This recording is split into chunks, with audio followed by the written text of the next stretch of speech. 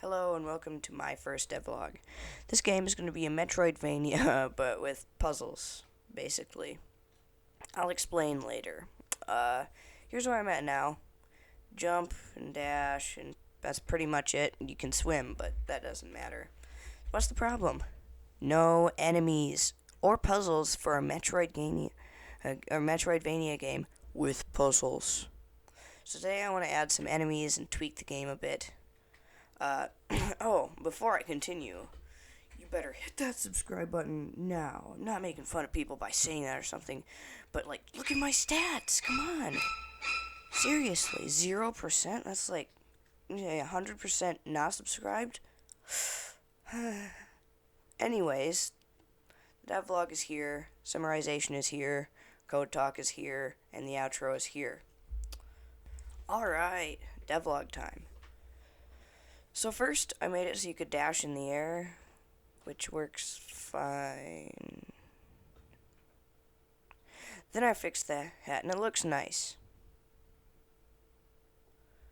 Then, after some work, I got an enemy test working, so I can kill him, and he can kill me. But I can't see when I'm going to die, so I added a health bar.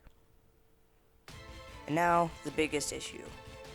The enemy is dumb. Yep, I said it. He has no brain. He's slightly smarter than me, but that doesn't matter. Let's change that.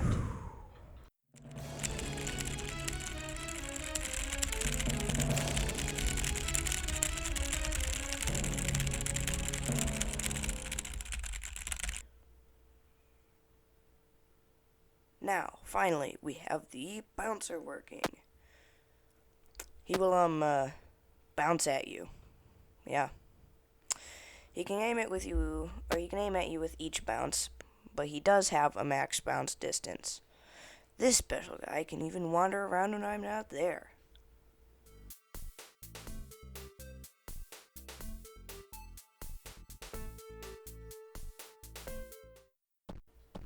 Now, I got another enemy. The Charger! He is amazing. He can charge and what else does he what else can he do? There is nothing else. He does not even wander. He will always find me.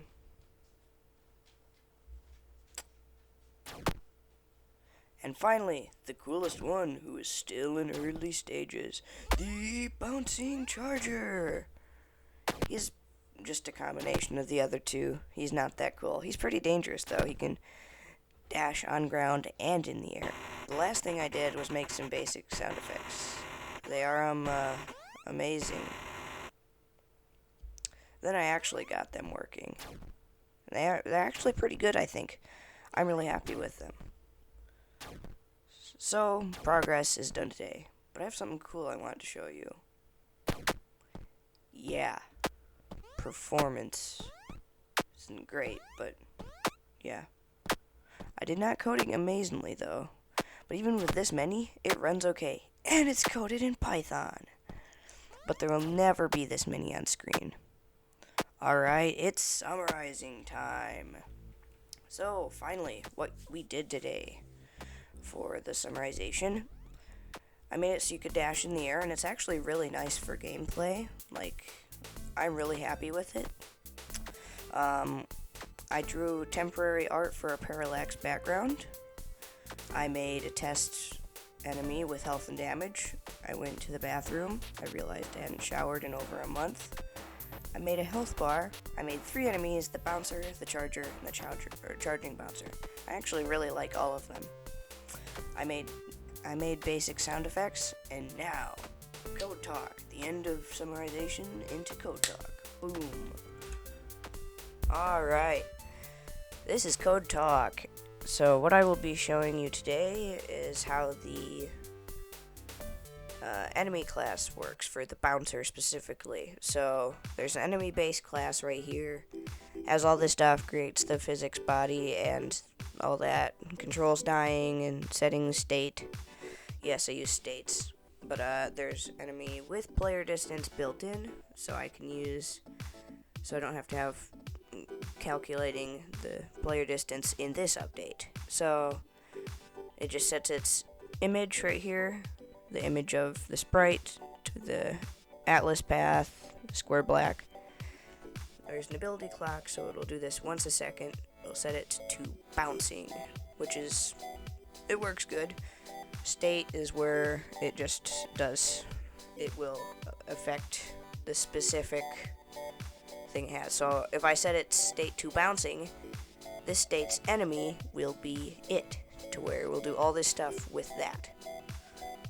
So now, if I go back into this, it just sees if it's grounded and if it's distance from the player. So it's like if it's in range of the player, it will keep doing its ability. If it's not, it will set its state to wandering, and then there's just this is animations for squishing and all that. And so with the bouncing state, it just immediately sets it to ability, or it does the ability function. So then if it's going to do its animation for this state, it will do jump in half a second. If it's not going to do it, it'll jump right away. And jump is really simple. It unsquishes it, gets the distance from the player. 190 is the max distance, or the basically enforces the max jump distance. So it sets the enemy's body velocity, which is just in PyMonk's physics. It's something you can't see. So then there's 300. I set its x velocity to 300 multiplied by the distance divided by 200, to where it will aim at you pretty precisely for a close distance, at least with its side, but it's not like completely accurate, which is good. And then the y velocity is 600, and it will jump at you, which is pretty nice. I will show all the other code just if people want to see it.